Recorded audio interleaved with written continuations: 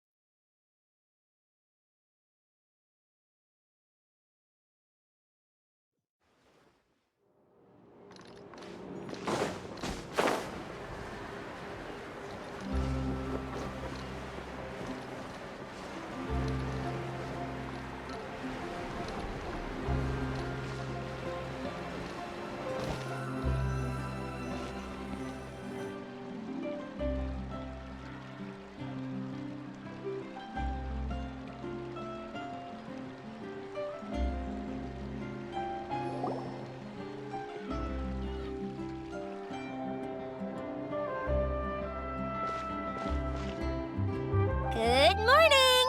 Hayaka and I were just talking about you. Is Chevra still not joining us today?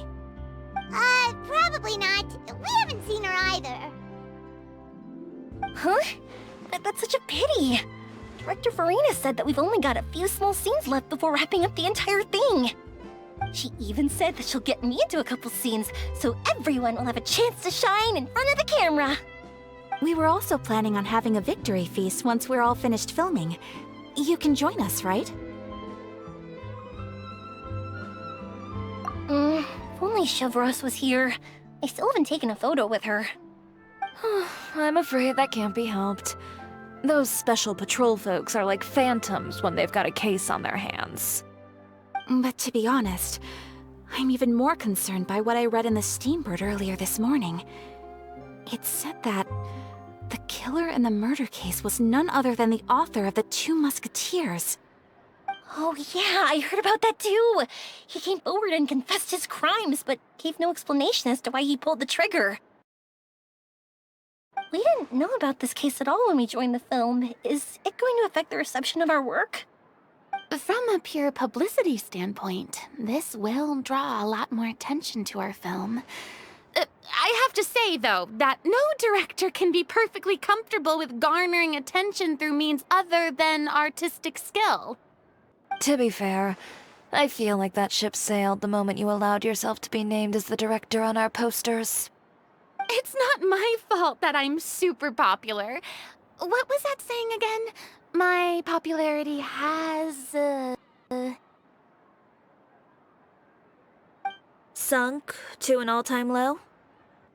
spread to the four corners of Tibet.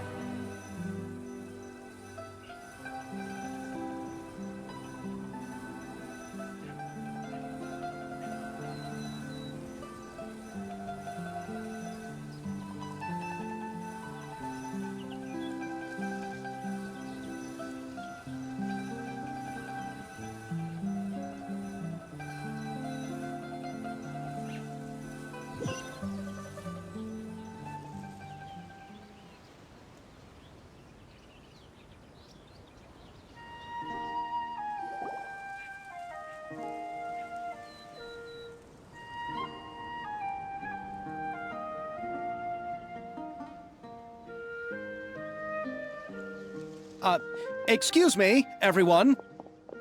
Xavier! Feels like it's been ages since we last saw you. I've been talking non-stop with the Film Association, and I'm absolutely swamped trying to coordinate the film's marketing. So forgive me for not being around more often, but please believe me when I say that I will make sure everyone's hard work gets the exposure it deserves. Oh, seems like you've been fighting your own battles. Yes, that's one way to put it. Oh, and before we begin the final round of filming, please allow me to finally introduce you to the original investor of our film, Mr. Morris. A pleasure to meet you all. Yes, glad to make your acquaintance, Mr. Morris. We've heard about the issues you've encountered with your financial situation, and genuinely hope that things have taken a turn for the better. Oh, well, the situation has indeed improved somewhat. Don't worry, Mr. Morris. Accidents and last-minute challenges happen all the time. There's no need to blame yourself over it. The good news is that we're almost done filming now, and I would even say that this is the best story I've ever seen. Is that so? I see, that's great news. All right, now that we've gotten all the pleasantries out of the way, let's get this show on the road. We'll mostly be filming typical people and scenery from the streets today to improve the sense of environmental ambiance in some parts of the film. Oh, and there'll be a cameo for Mr. Kamisato and Miss Yoimiya as well. They'll be used to show outsider perspectives on the fates of the two musketeers. That's right. Ayato should be here any minute. Excellent! Then let's start with the scenery shots. Camera and clapper loader, you're up. Yep, we'll be ready. Remember, all we need are some wide zoom shots of the streets. If you happen to find some particularly lovely patches of flowers and grass, feel free to grab some close-ups of those as well. Ready? Lights! Camera! Action! Okay, now move the camera slowly. Try to focus on that flower. What's wrong? Just adjust the focal length a bit. Something the matter? Huh? But wasn't it working fine for all the days before? Veronique, can we try a different camera? No problem. How about this one? All right, let's give it another try. Lights! Camera! Action!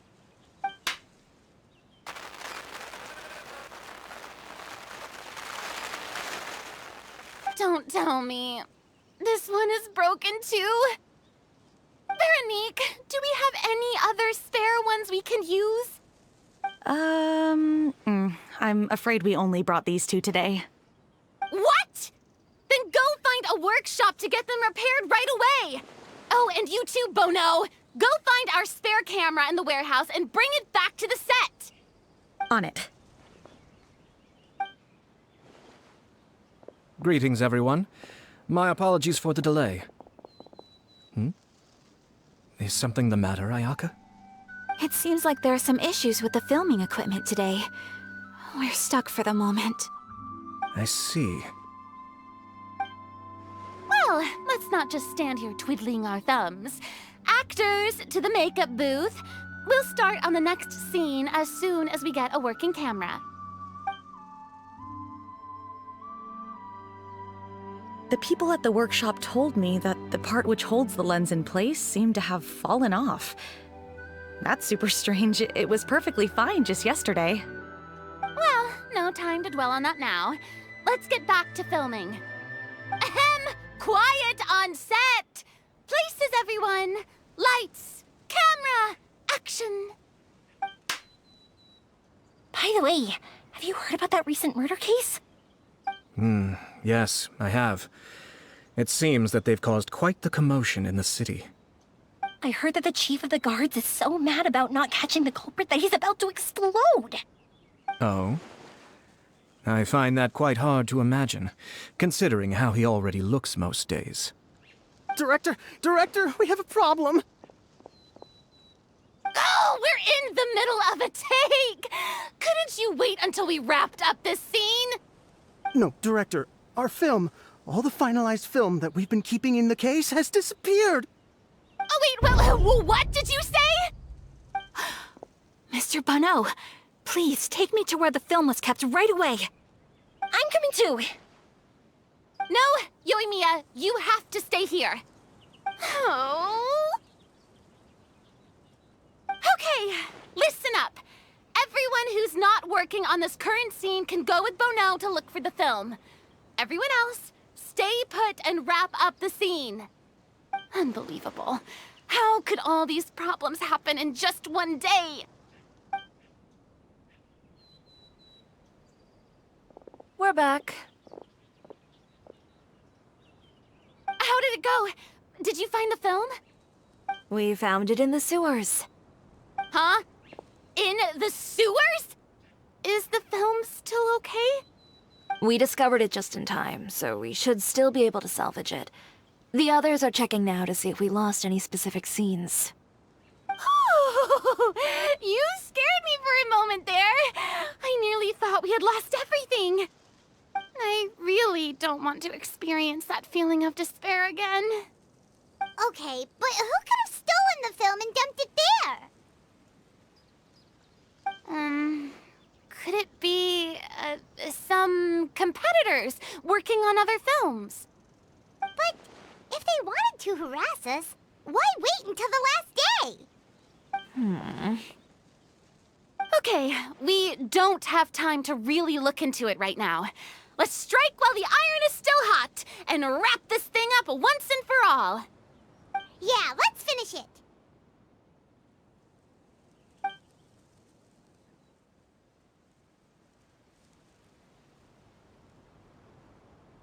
I would like to officially announce that our entry to the festival, The Two Musketeers, has now concluded filming!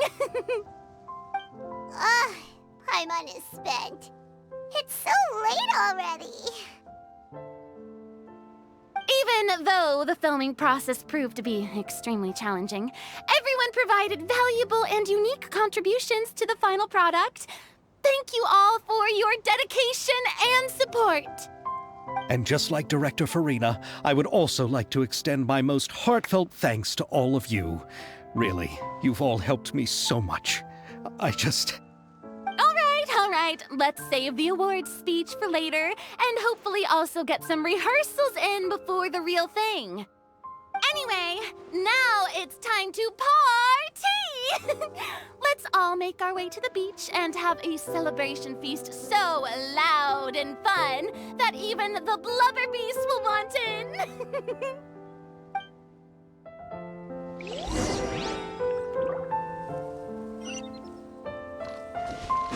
Party! Party! Paimon wants to party!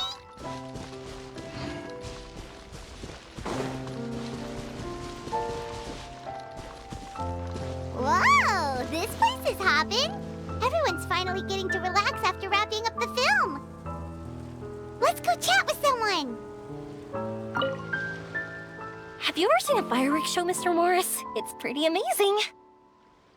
I'm afraid I haven't, but I'll take your word for it.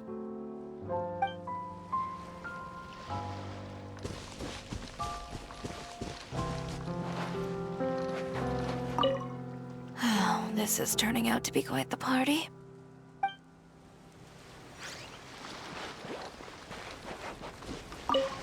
I was thinking, if this film turns out to be a success, could I ask the two of you to stay and be a part of my crew? Of course, I'll definitely increase the pay for next time. I'd be more than happy to, Mr. Xavier. Thank you for the offer, Mr. Xavier. But I've made some plans to go on a journey to the other nations once the festival is over. Is that so? Well, then in that case, bon voyage, Miss Veronique. Please feel free to get in touch once you've returned to Fontaine.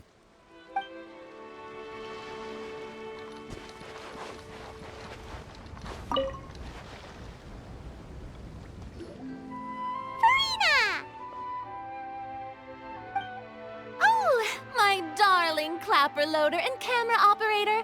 You've both worked really hard. Paimon thinks you worked even harder than us. Honestly, Paimon was getting a little tired of playing with the clapperboard by the end of it. Worst of all, Paimon started having dreams of you shouting, "Lights, camera, action!" into Paimon's ears. The actual dream can't even start until you've yelled that. Hey, if anything, shouldn't I be more grand and delightful than your dreams? We've been through so much together, and that's how your brain remembers me? That's not Paimon's fault. We've just used the clapperboard too much lately. Anyway, what's most important is that we wrapped the film. I'm pretty confident that we'll take first prize. Hey, no need to mention the official name. Wait, now that you mention it, if we did win the prize, would Farina just get a statue of herself? Come on, I don't need that kind of attention. Xavier can accept the reward on our behalf. But just imagine! Farina accepting the Farina Award and holding a Farina statue. I'm going back to my dessert now. You all can keep discussing that on your own. Hey,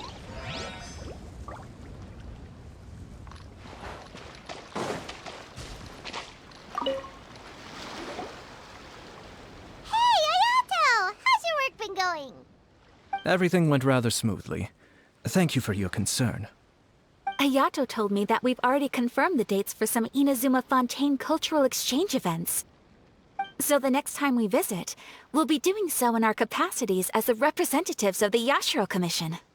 Oh, that's great! Then maybe Paimon will be able to find Fontaine detective novels in Inazuma from now on! Oh, wait. Wouldn't Yae Miko get upset if that happens? That would be stealing some of her business. You've got a point.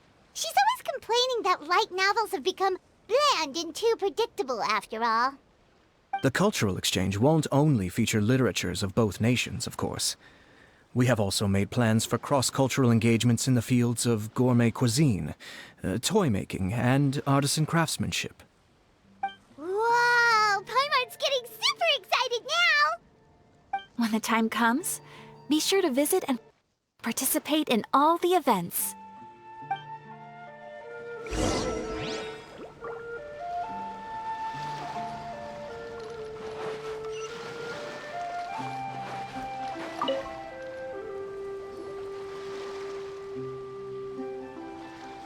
Chiori!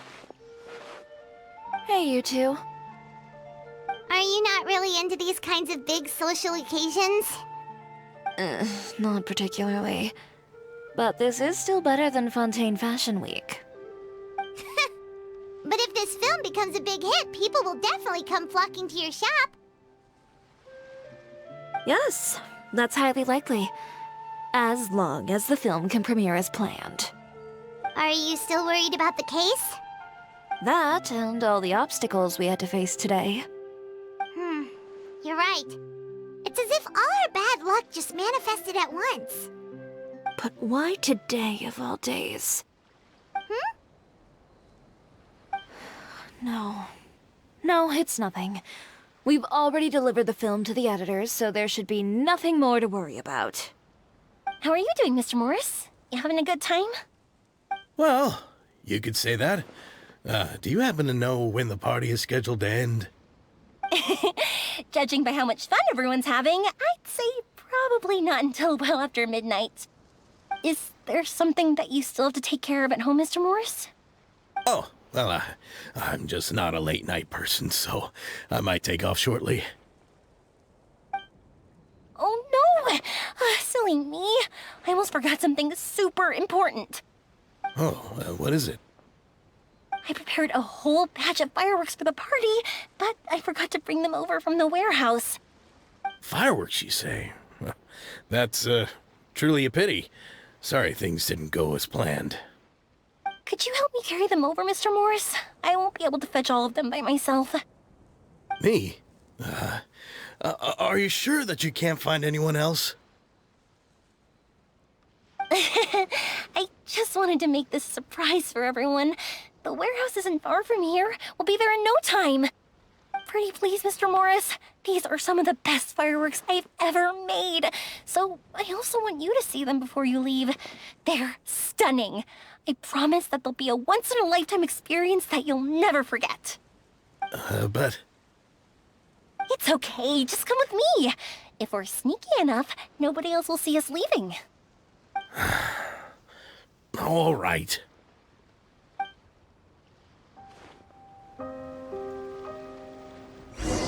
The warehouse is right over here.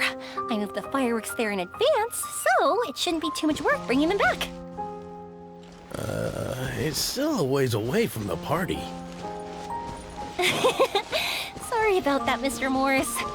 It's probably because I'm used to carrying fireworks all the time, so it doesn't feel like a lot of work to me.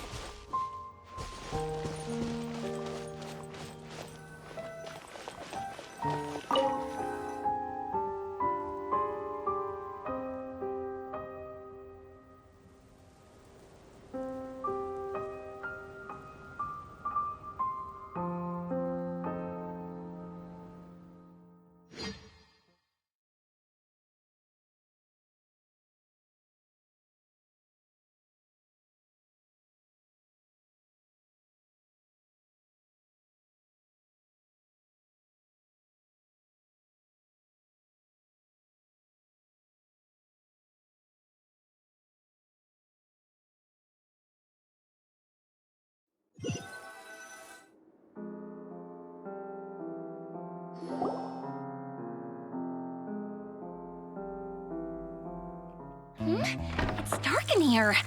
Wait here, Mr. Morris. I think the light switch should be somewhere over here.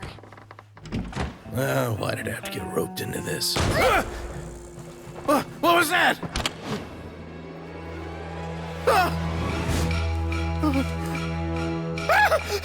Who's there? Get me out! Get me out of here! Did you really think you'd get away, Morris?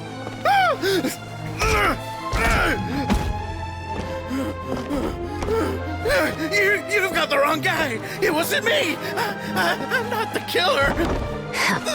You know, Eliza died a far more heroic death than this. She fought your assassin to the end, to save the children she had hidden beneath the floorboards.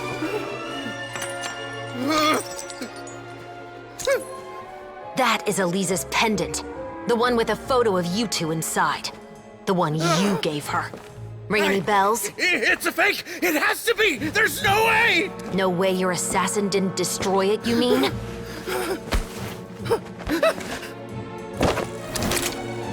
Did you ever love her, Morris? Or was killing her always the plan? No, please. Listen to me. I told Eliza to keep us a secret. I paid her plenty for her silence. I never thought she'd keep the child. Everything was gonna come out, and I had no choice. She'd force my hand. No! I'm begging you. I have money. Just name your price, please. You can keep your Mora, and you can go to hell.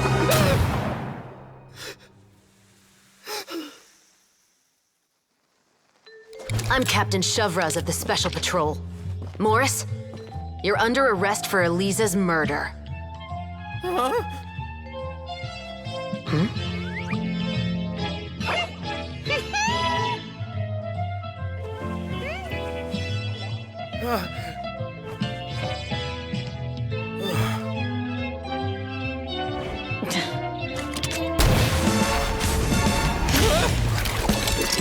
You're under arrest too, Prop Manager Veronique. Or perhaps I should call you the Second Musketeer.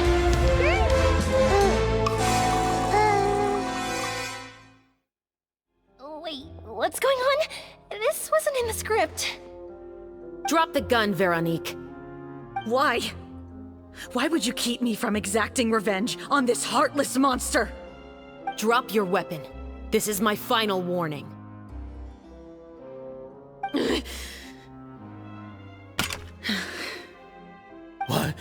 What is going on? Do I have to spell it out for you, Morris? Everything that took place just now was staged to get you to confess the truth. But this last part is all improv, of course.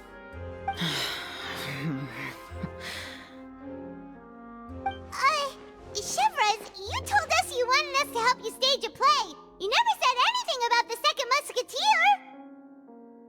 It's because even I had no way to confirm my theory until now. Thank you for your performance, Yoimiya. Could I trouble you to go and bring in the other Special Patrol members? They should be on standby just outside. Oh, and please tell the other cast members not to worry about us. We'll be rejoining them shortly. On it!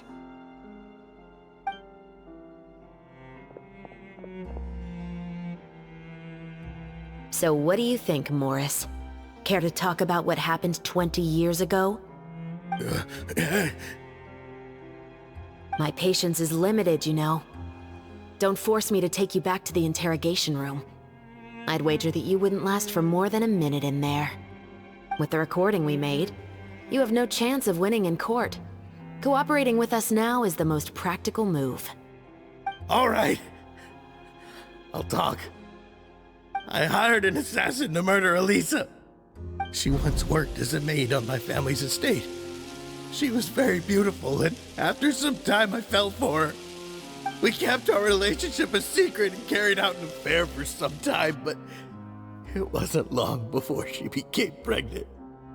And if my parents ever found out, they would have stripped me of my inheritance and status, driven me out of my home. I also didn't expect Elisa to insist on bringing the pregnancy to term. She even asked me to leave my family and travel far, far away with her. She believed that you were truly in love with her. I didn't have a choice. I gave her a large sum of mora, told her to leave the family and to get rid of the baby. But then years later, she sent me a letter. There were photos of 2 children, and she even asked if I could find some time to visit them. Huh? 2 children? Paimon thought Baptiste was the only... you mean...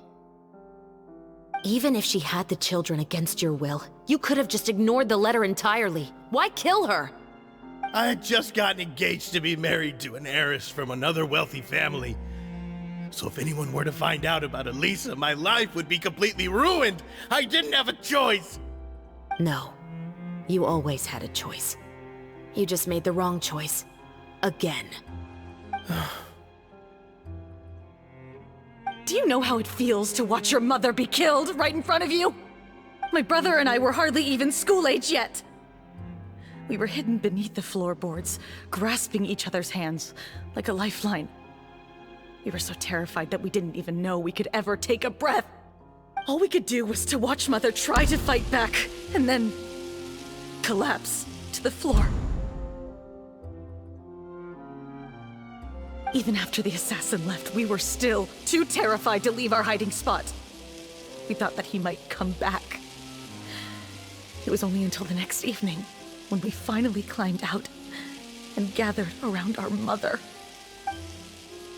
But she had already become cold and stiff to the touch. You made up your mind right then and there to bring this case to light. Not only that, we resolved to get our revenge. And that's why you became the Musketeers. No, that's why I became a Musketeer. The man from before was also killed by me. My brother had nothing to do with it. I figured as much. You did? I once told these two that he didn't look like a killer to me. His confession from that night also rubbed me the wrong way.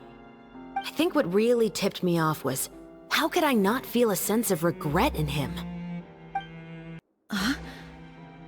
He confessed faster than any criminal I've ever met, but he didn't say a single word about you. He insisted that he was the sole perpetrator in the case. But after the questioning ended, I disassembled the musket we dug up from his backyard, put it in front of him, and told him to reassemble it. Wanna guess how far he got? He had no idea where to even start. He's never touched a gun in his life. Based on that, I determined that he was not acting alone. He only surrendered himself to draw our attention and create a moment of opportunity for his partner. So, I decided to play along. And as expected, the second musketeer followed us without hesitation once she saw Morris get separated from the rest of the cast.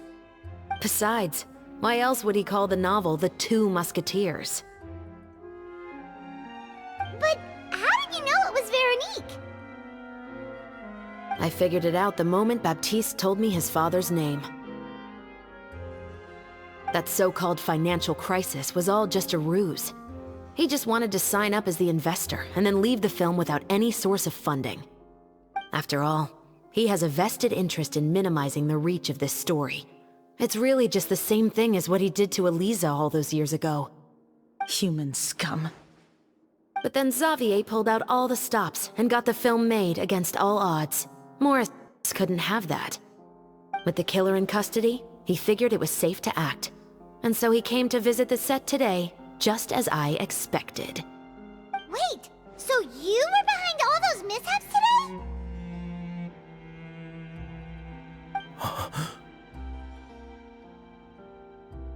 As for the identity of the second musketeer, I assumed they'd probably stay close to Morris and look for an opening. And if they already knew that Morris was the film's investor, then that narrowed the list of potential suspects as well. Furthermore, being the props manager would allow the culprit to avoid scrutiny by purchasing mechanical parts in the name of the crew. With that hypothesis in mind, I went back to check Baptiste's orphanage adoption records. Guess whose name I saw on the same page, just a few lines from his. My brother. He trusted you. As in, he trusted me to perform the deed on his behalf? He trusted you to stand on the side of justice. I am. I thought you could do it as well. Oh, the look on your face when you told him to go to hell. I really thought you'd put a bullet in his brain. You know what he has done. Are you telling me that you'd rather see him spend the rest of his life living like a king in the fortress of Meripede? I will never be able to forget the feeling of my mother's cold, lifeless hands. And you would call this ending fair? Is this what you call justice? I won't lie, Veronique. I did hesitate when your brother first told me about the truth. I wondered. I agonized over whether I should really put a bullet in his head. So why don't you? Because that should never be how justice is carried out in this world. Perhaps, to you, justice is simply reciprocated. An eye for an eye, and a life for a life. But everyone has their own understanding of justice. If everyone were to pursue their own definition of it, there would be no more order in this world. Today, you'll kill Morris, and tomorrow, his children may come for you. The world cannot render judgments based on a desire for revenge. That will only lead to a cycle of revenge, as well as the destruction of order and civilized society. Fontaine is founded on a set of laws and a standardized code of justice. That is why we are the nation of justice. But with all that said, I will promise you this. Morris will not lead a cushy life in the fortress of Meripede. Chevros? The rest of the special patrol is here. Thank you so much, Yoimiya. Letelier, Terena, please take them away.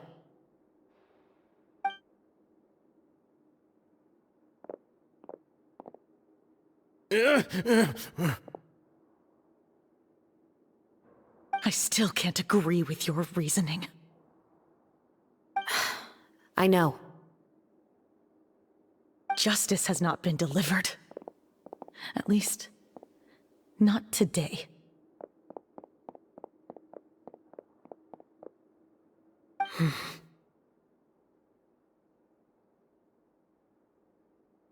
Chevros. Let's go. We should give an explanation to the crew. Thank you for your concern. I'm fine. I'm just thinking about the things in life that have driven people to take justice into their own hands.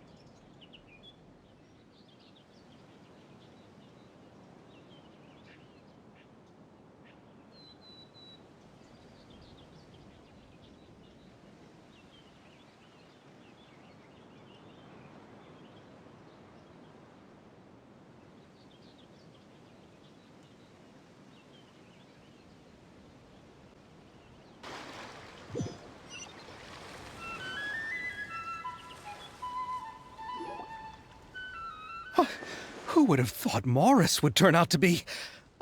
I'm at a loss of words. How could he have done something like this? I'm just glad that you're all safe and sound. Who knew that such a labyrinth of cases would be behind this story?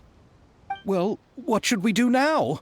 We have a finished film, of course, but should we still go ahead with the premiere?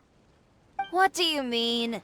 Shouldn't you be even more motivated to spread the word now that you've learned the truth? Chiori is right. I'd also like more people to see this story for themselves. But the real ending of the story seems to have deviated somewhat from the one in the script. Is that still acceptable to you, Miss Chevreuse? The call is yours. We still have time to reshoot an ending if that's what you'd like. No, it's fine as is. I like what we have for the catharsis. Romanticism is what gives works of art their appeal.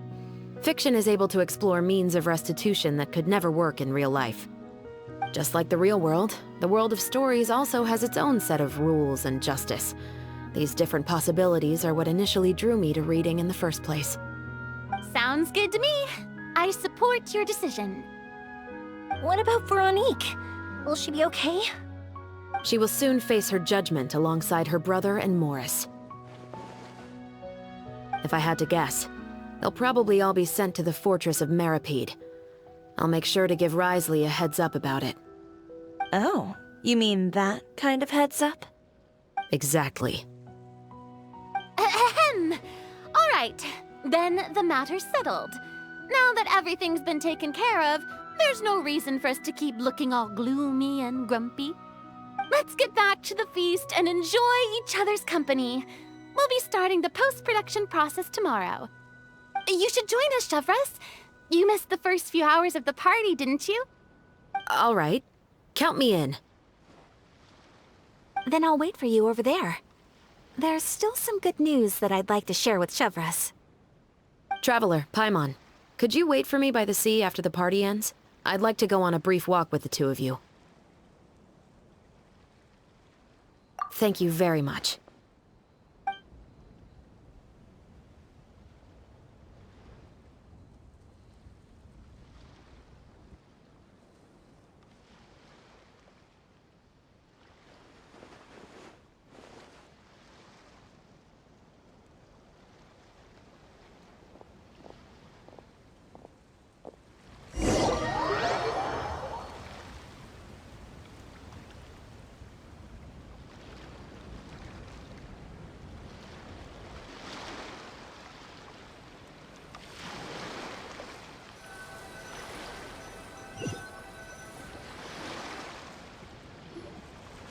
Sorry for the wait. Oh, we weren't waiting long at all. Is there something else you wanted to tell us? No, I don't have anything new to share. I just felt that since you were my investigation partners, I should have another conversation with the two of you.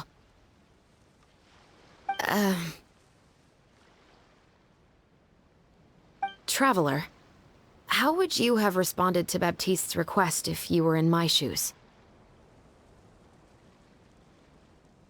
Is that so? Well, thanks for sharing. When I was young, my father often took me here to swim. We'd come rain or shine, even when it was freezing cold. He told me that swimming was the best activity to train one's strength of will. You could never give up before reaching the shore, especially when the water was cold. Oh? Why's that? Because the moment you give up would be the moment you die. At that point, I still hadn't received my vision. One winter, the chilly wind felt almost like knives on my skin, and the seawater was so frigid that it numbed my toes the moment I stepped in. I cried and begged my father to spare me from having to swim across, but he wouldn't listen. He used to be a member of the Special Patrol as well. You could say it was his way of educating his children. That sounds awful. When he saw that I wouldn't stop crying, he just picked me up and tossed me into the icy water. The bone-chilling cold took away my senses. I couldn't feel anything but fear and rage. I waited for my father to save me, but one look and I knew he'd already started swimming for the opposite shore. I realized that if I were to give up, I really would die right then and there. I used all of my strength to try and catch up to my father.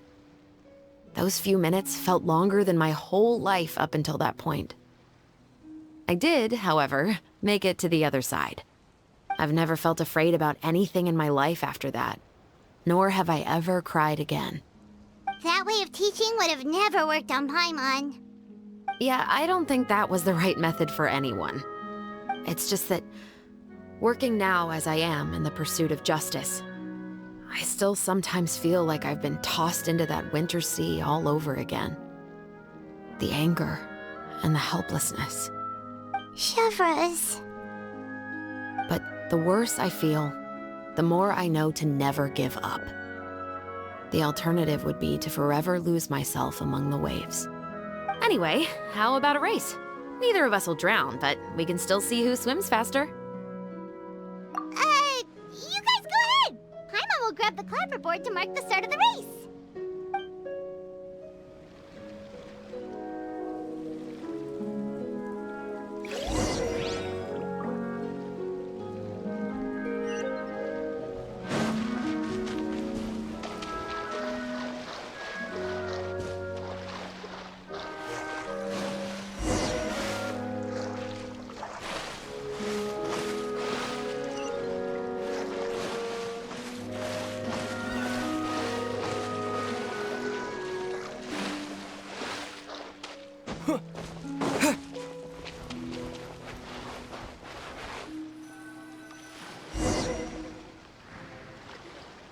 Whoa, that felt good. You were so fast in the water, Chevreuse. You were swimming even faster than Paimon can fly. So, about the Special Patrol, did you join because of your dad? Partly, but I'd say I was more inspired by the heroes I read about in stories growing up. Oh, so it's due to your love of stories. Of course, it was only after I joined the Special Patrol that I learned that truth is often stranger than fiction. Come on, let's walk a bit more.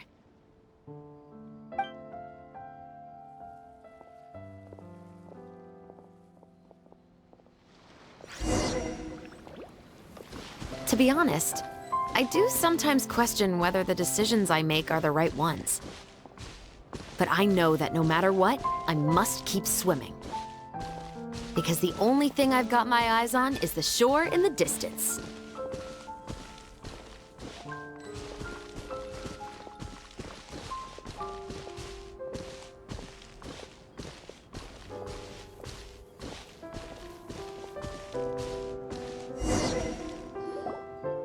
Thank you for coming on this walk with me. I feel a lot better after getting all that off my chest. Huh. We're nearly back at Baptiste's house. Huh. You're right. I didn't realize we were so close. He really did plant a lot of flowers. It's just like how he described it in the story. Huh? Wait. Paimon, Traveler, look! The rainbow roses in the garden. They're in full bloom now.